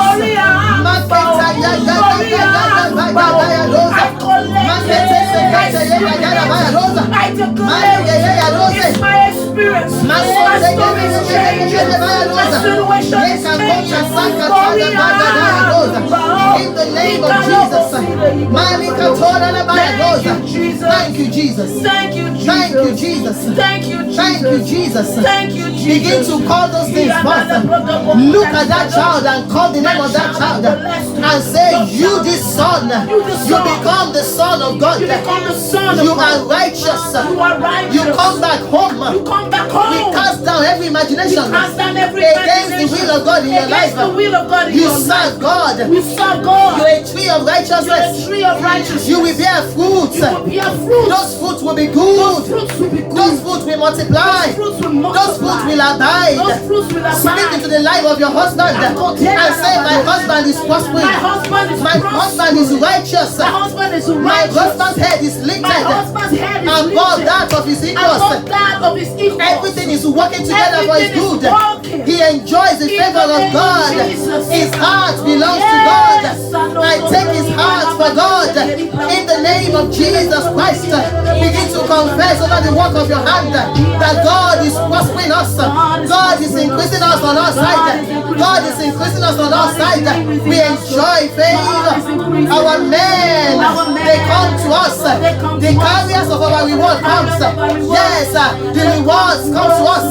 In the name of Jesus, the Lord will send help from his holy hill to this family as I'm speaking to you. In the name of Jesus, you enjoy health, you enjoy wealth, you enjoy productivity, you enjoy increase. In the name of Jesus, you enjoy the life of God. Everything that is dead, live your life and your home. In the name of Jesus Christ. Hey, the Lord is with you as a mighty man of war. Underneath you are the everlasting arms. The hand of God upholds you. The hand of God upholds you. In the name of Jesus Christ. You enter the season of refreshing from this night. The seasons of refreshing. In the name of Jesus Christ. Hey, Magada Yagada Bagada Yagada Yagada Bayagoza. In the name of Jesus. Thank you, Jesus. Thank you, Jesus. Thank you, Jesus. Thank you, Jesus. Amen, amen. Thank you, Jesus. Amen, amen. Amen, amen. Amen, amen. Yes, Lord. Amen, amen. Amen, amen. Amen, amen. Amen, amen. Come on, let's sing that together. Let's seal it up. Amen, amen. Amen, amen. Amen, amen, amen. Amen, amen. Amen, amen. Amen, amen. Amen, amen. Amen, amen. Amen. Say, so shall it be in the name of Jesus. So shall it be. So shall it be. Oh, so shall it be. So shall it be. Yeah. So shall it be for me. Yeah. So shall it be. Oh,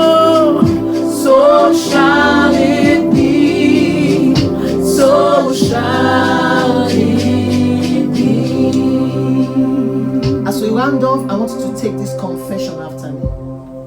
Remember that I told you that it is the word of testimony. These are the words that produces testimony. The Bible says, say unto the children of Israel, it is whatever they say unto my ears, not what circumstance is saying, not what situation is saying, not even what people are saying. It is whatever you say into the ears of God concerning yourself. That is what the Bible says God said He will do. And so tonight, we are going to confess these words for yourself and for your household. I want you to say after me, the blessing of the Lord, is upon me, my family, and my household. So we flourish, in contrary times. We prosper, on all sides.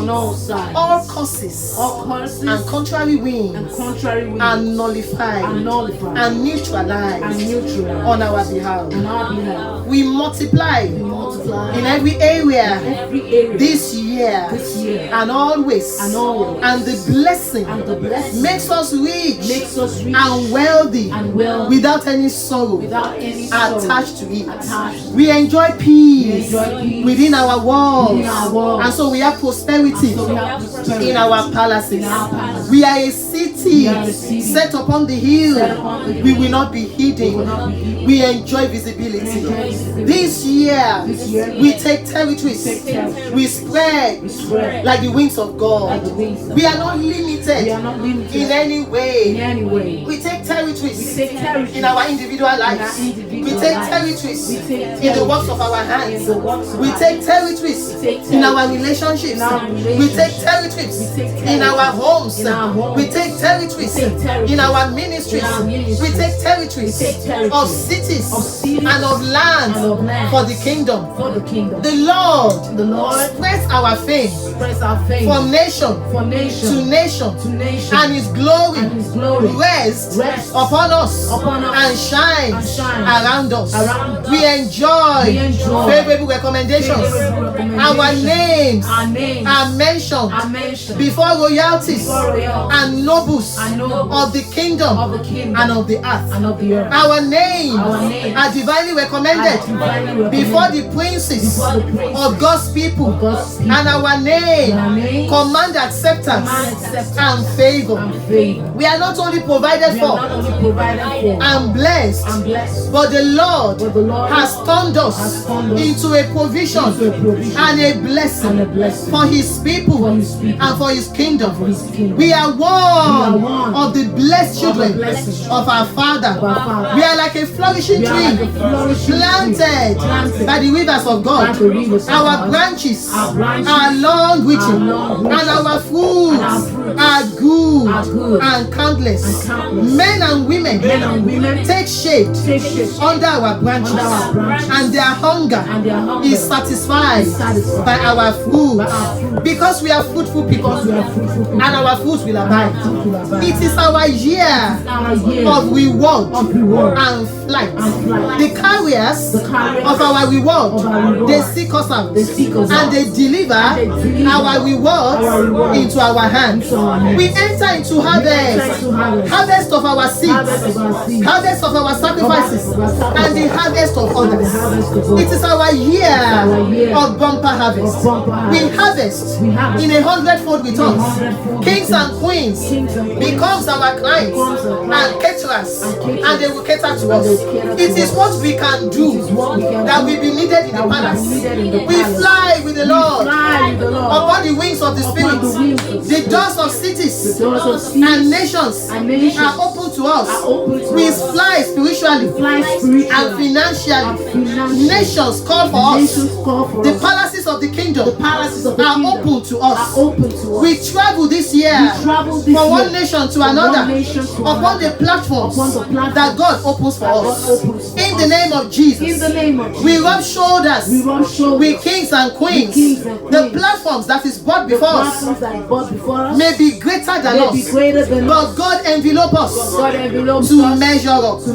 This year we are sought after. Men and women will seek after us, We seek after to us. favor us, To favor to us. help us, To help to us. bless us, To bless to us. give to us. To give to The us. sons of strangers, Sons of strangers. we build our walls. We build our walls. Our products Our products and services and services becomes global becomes global this year. this year. The testimony The testimony that we expose us that we expose and us go to town and go to comes town to us comes to in us this season. in this God will season. showcase us. God will showcase and the gift us. that we And can. the gift that we What can. we can do What we can is do. what royalties we What need. royalties we Kings need. and queens, Kings and queens, nobles and great people. nobles and great We people. develop an appetite We develop an for our appetite gifts, for our gifts, for our talents, for our talents, for the work of our for the hands, work of our for our hands, ministries, for our ministries, for our services. for our services. The Lord has updated, The Lord has updated our profile, our profile in this season. in this He has season. added new He things, has added new great things, things, great things, marvelous things, marvelous to things, our families, to our families, to our homes, to our homes, to our lives, to our lives, to our marriages, to our marriages, to our lives, to our lives, and to our profile. and to our profile. No matter the size, matter the size of our band, of our band, we will not be able to we will contain not be able to the contain blessings, the blessings that will come, that will come to us. to us. It is an It overflowing is an overflow of blessings. of blessings. On all sides, On all sides, we increase. we increase. Our health, Our health enjoys the power of God. enjoys the power We of are God. strong in the Lord We are strong in and the the Lord power of His might. and the power of We His enjoy might. the grace We enjoy the grace of exemption. of exemption. We are exempted, We are exempted from every evil. from every evil. Our families, Our families, our brothers, our sisters, our sisters, our mothers, our mothers, our fathers, our fathers, our husbands, our husbands, our sons, our sons, our daughters, our daughters, our wives, our wives, our fiancés, our fiancés, everyone connected to us, connected to our us, friends, our friends, everyone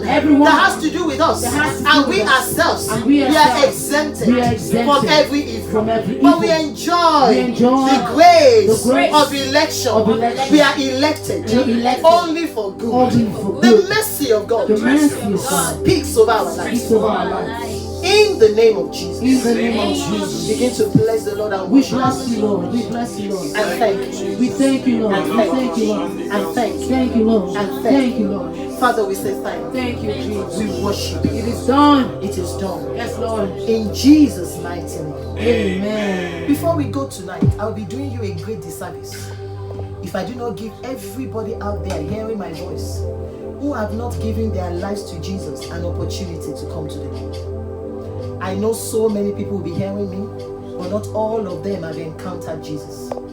So if you are hearing the voice, my voice tonight, if you are hearing the sound of my voice tonight, and you know that you are not saved, you know that Jesus is not the king of your heart, you know He's not the Lord of your life, you know you have not opened your heart for Him to come in and dwell with you, I want to give you an opportunity tonight, because you see, everything that I've been talking about, they are the children's bread. They are the children's bread. They are the terms of the covenant, and the covenant belongs to the children. So if you are not yet a member, a part of the family of God, and you want to give your life to Jesus Christ, I want you to just say with me, very simple tonight, just repeat after me and say, Jesus, I know that I am a sinner. I know that I have sinned. I know I have broken your law. But tonight, I want to give my life to you. I open the door of my heart. Come into my heart tonight. Forgive me of all my sins. Wash away all my iniquities. Forgive me of all unrighteousness. Be the Lord of my life. Live your lives through me. Today I confess you as my Lord and as my Savior. I give my life to you. Take full and complete control of my life tonight. I thank you because I am a new creature. I thank you because I am born again. I thank you because I am now a child of God. In Jesus' mighty name. Heavenly Father, I commit into your hands everyone tonight under the sound of my voice that are giving their lives to you tonight afresh. I thank you, Father, Lord, because tonight there is rejoicing in heaven. Because the Bible says that there is rejoicing in heaven over every sinner that comes on. We welcome them into the kingdom. We put the seal of the Lord Jesus Christ upon them. And we say nothing and no one shall trouble them again. We ask that, Lord, you will continue to lead them, continue to guide them, continue to be their shepherd and the Lord of their lives. Today you are born again and you are upheld by the right hand of God. In the name of Jesus Christ. Praise the Lord. Hallelujah. For every one of us who has given our life to Christ, look for a Bible-believing church that is close to you. Go there, ask for the pastor. Tell them that you are giving your life to Jesus. You want to serve God. You want to be a member of the family of God.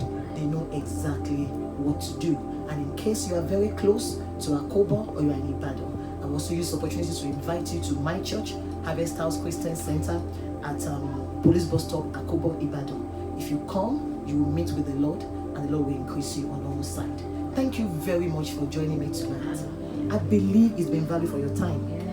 I know that for everyone out there that has been under this ministration, there will be a testimony following it. I will appreciate it if you have testimonies to share, for you to contact us and get to me through any of our media platforms and share your testimony. God bless you. God increase you on all sides. Praise the Lord. Just as He said Thank it, you, Jesus. that's how it will be. It is done. It is done.